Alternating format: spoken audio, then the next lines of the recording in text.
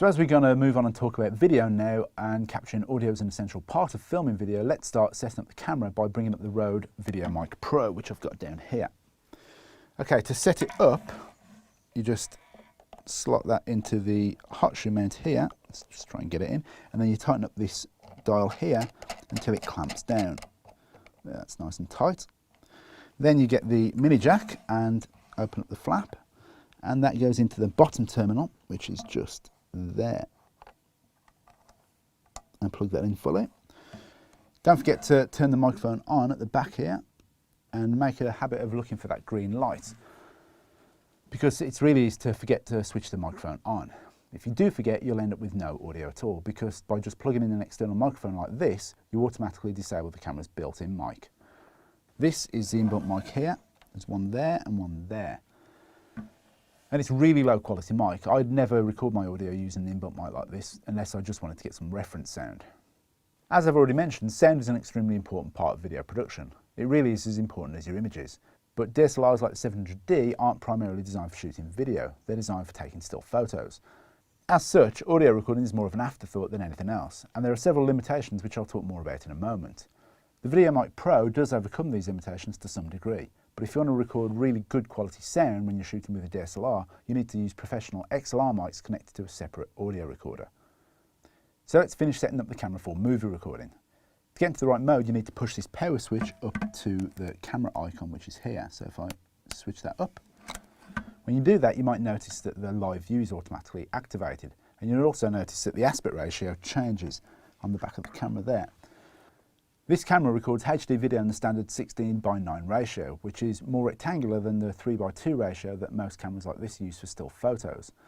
So that's why these black stripes have appeared above and below the image. You can still take a photo when you're in movie recording mode by pressing the shutter button, but the photo you take will be 16:9. Now let's go into the main menu to check that our settings are right. So if I press the menu button there, in video mode you'll notice that there are two additional tabs which have appeared, that one there and that one there. But the first thing that I want to check is in the second setup tab, and it's sitting here at the bottom, video system. It should be set to PAL because that's a standard for the UK. We've already got PAL selected, so we don't need to do anything.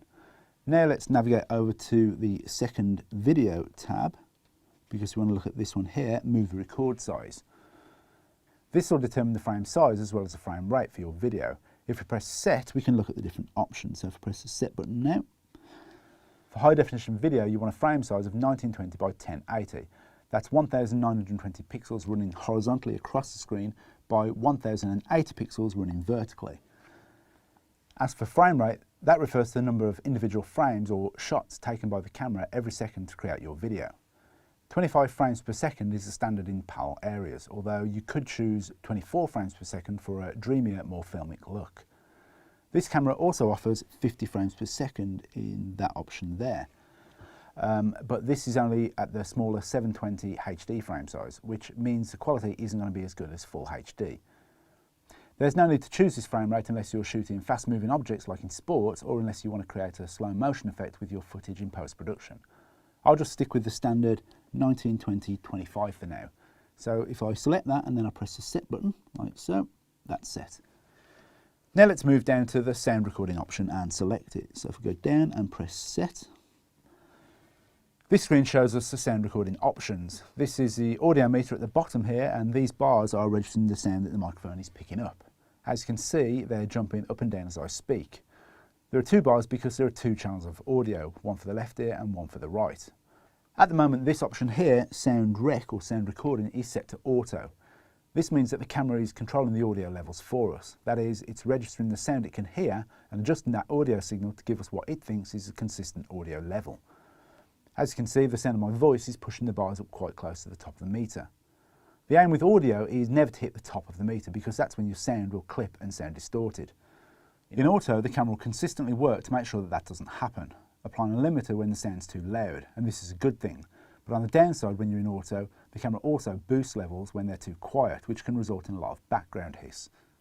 You can only get consistency by setting your levels manually, but with the DSLR, this isn't necessarily the best or the easiest option.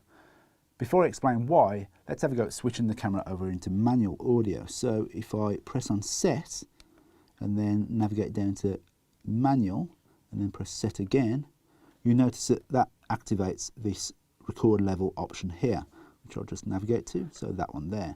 So if I press set now and go into record level, we've got this level with these two arrows at either side and a white arrow in the middle. You can adjust it using these arrows here. You see that arrow moving down, or you can use these cross keys, which I prefer to do. I'm adjusting the audio to suit the level of my voice, so I need to keep talking as I'm making the adjustments, and if I keep going up, you'll notice that the level starts to hit the red right at the top of the meter. This is way too loud and the audio would be distorted. For safety, what we want is to have the audio so it's metering around the number 12, just to the right of centre, so that should be about right.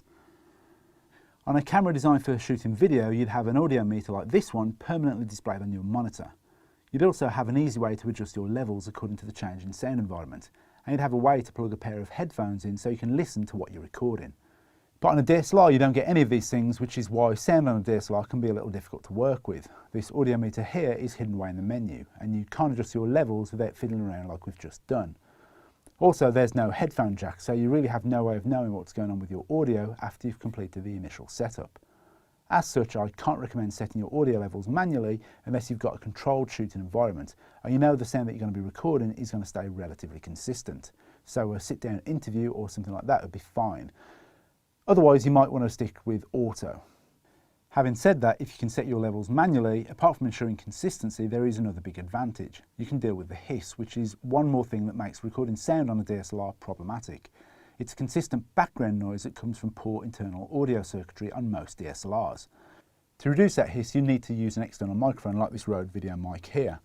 All you need to do is go to the back of the mic and on the dB switch, turn it to plus 20 dB, which is going to boost your sound.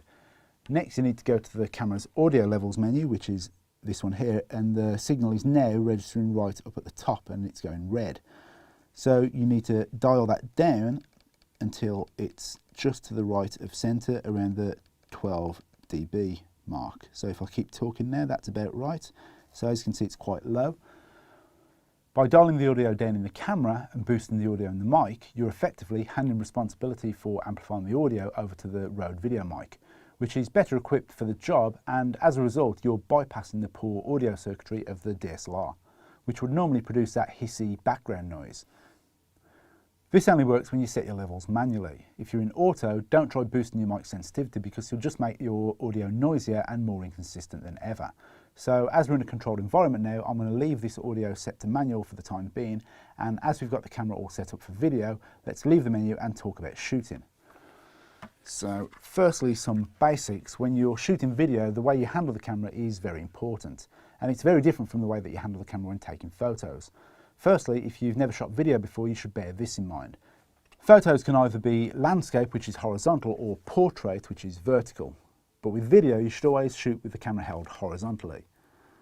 The other main thing that you need to consider when it comes to handling the camera is the fact that with video, you're recording something continuous. So you need to find a way to keep the camera steady. Otherwise, you end up with footage that wobbles and moves all over the place. This not only looks unprofessional, but it can also be hard for the audience to watch. The best way to avoid this is to try and use a tripod at all times. This will not only ensure that your shots are steady, but also it'll slow you down so that you're filming in a more considered and careful way. You should only go handheld when you really need to. If you do have to go handheld, let me just give you a few tips on how to hold the camera because it's different from when you're shooting photographs.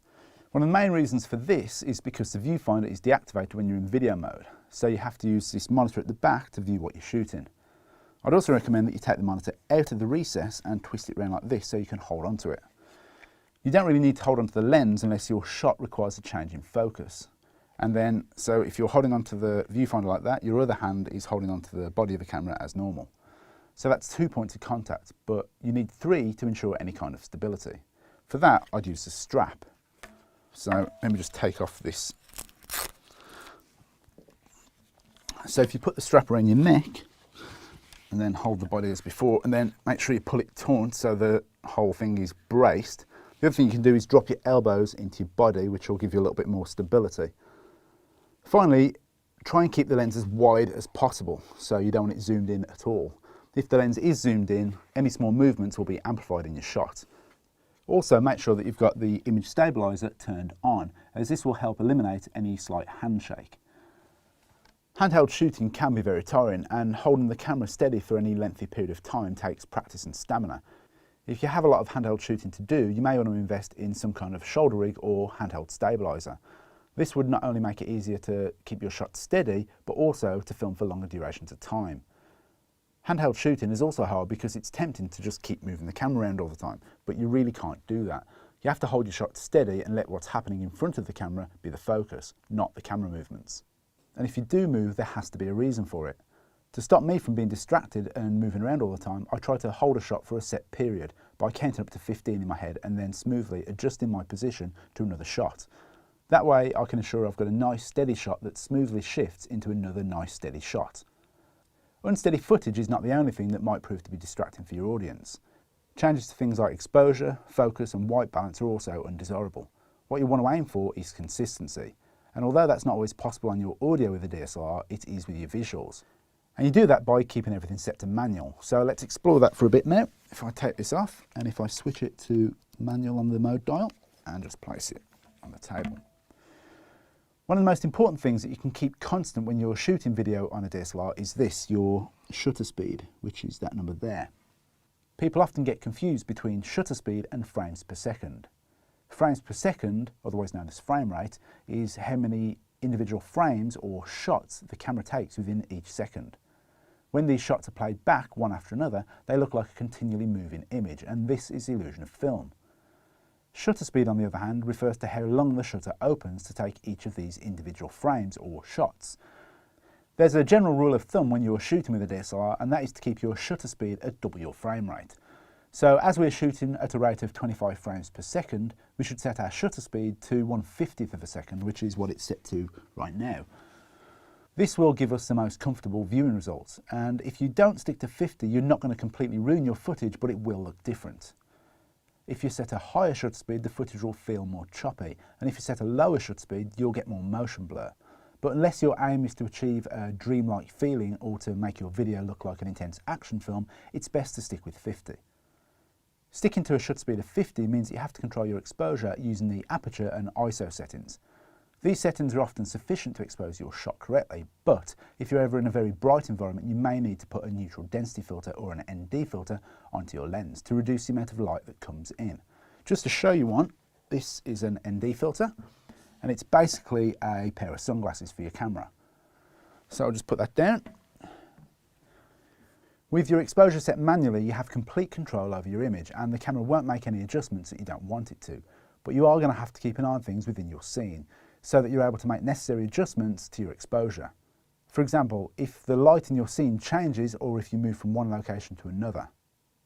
Although I always prefer to shoot manually, there are some scenarios in which I'd use automatic exposure. One example is a shot that travels from a dark place to a light place. In automatic, the camera will automatically adjust the exposure for you, resulting in a smooth transition from one location to the next. The situation is the same with focus. Manual is usually best because it prevents the camera from making arbitrary adjustments while you're shooting. But autofocus does have quite a few advantages, especially if things are moving within your shot. You remember that this camera can track focus points such as faces. Trying to adjust your focus manually to follow moving objects is really hard, and if you let the camera do it for you, you'll probably get much smoother results. This is helped by the fact that the camera has an STM or stepping motor lens.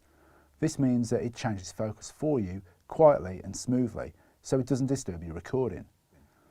The other thing that autofocus can help with is getting a smooth rack focus. A rack focus is when you change focus from one point to the next. It's quite hard to do this nicely in manual focus, especially using only the focus ring on the lens. But in autofocus, the touchscreen makes this quite easy. You just tap on the first point that you want to focus on, and then you tap on the point that you want to shift the focus to. The camera will adjust the focus between the 2 points without you having to do anything else. It's quite a slow rack focus, but at least it's smooth. The only thing I would always choose to leave in manual is white balance. Setting your white balance manually will help you when it comes to editing your scene, because it will ensure a consistent colour temperature in each of your shots, which is important when it comes to editing your footage together. So having everything in manual does help you get better footage, but it's not essential. In fact, if you're just starting out, shooting in automatic may well be your best option. That way, at least you can concentrate on your composition and your content, which is the most important thing. Once you're happy with your focus and your exposure and everything like that, you can go ahead and record your footage. You do that by pressing the live view button, which is just here. As you can see, like most record buttons, it's marked with a red dot, although this one is just to one side. So let's just go ahead and press that now. When you press record, you'll notice that all the non-essential information disappears from the screen. You'll also notice there's a little red dot just here at the top of the screen, and that there's this counter here that's counting up from 0. They show you how long your clip is in minutes and seconds. To stop recording, you just press the live view button again, and the clip that you've just filmed will be saved to the SD card. As you can see, these numbers at the top have returned to their original values, 29 minutes and 59 seconds. This is the maximum length of each clip, which is a standard limitation on most DSLRs. Don't worry though, if you're filming something that's long, the camera won't just stop recording after 30 minutes. It will carry on, automatically creating a new clip.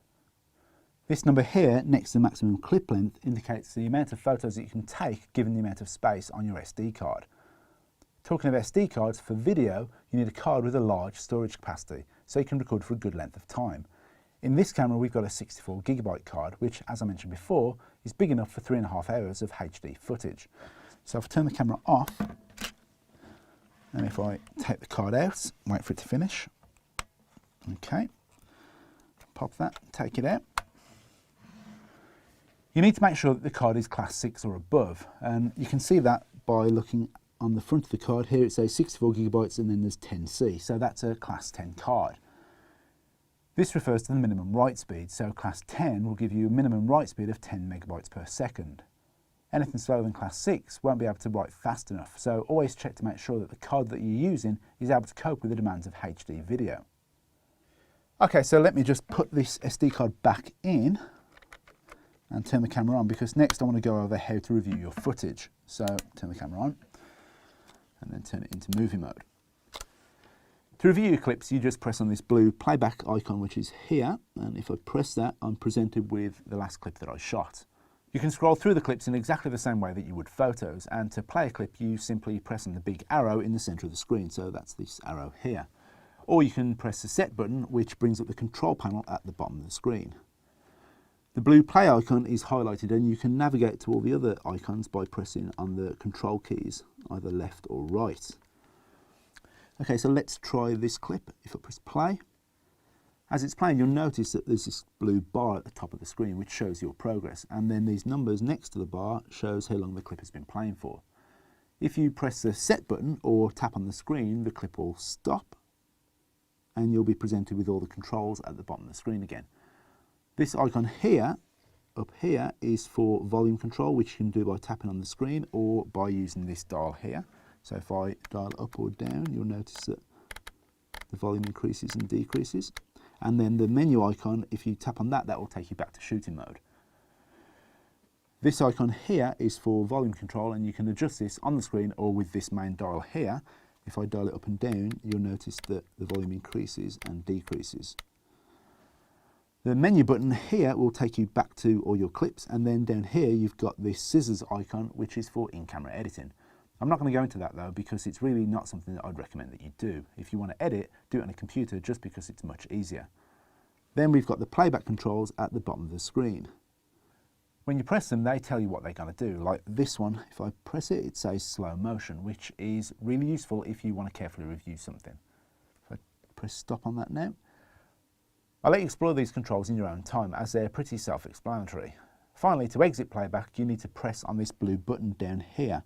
So if I press that, that will take us back to shooting mode. Okay, so that's pretty much everything that you need to know about the Canon 700D. It's an incredibly versatile digital camera that can take photos as well as record high-quality video footage. As an entry-level DSLR, it's relatively easy to use. It's also easy to learn new skills on, and it has all the advanced controls and features that you'd expect to see on a camera like this. I'd encourage that you start using the manual settings as soon as you can. If you give it a go, I'm sure you'll soon be handling the camera like a pro. To help you on your way, look out for our other Canon training videos. So have fun and goodbye.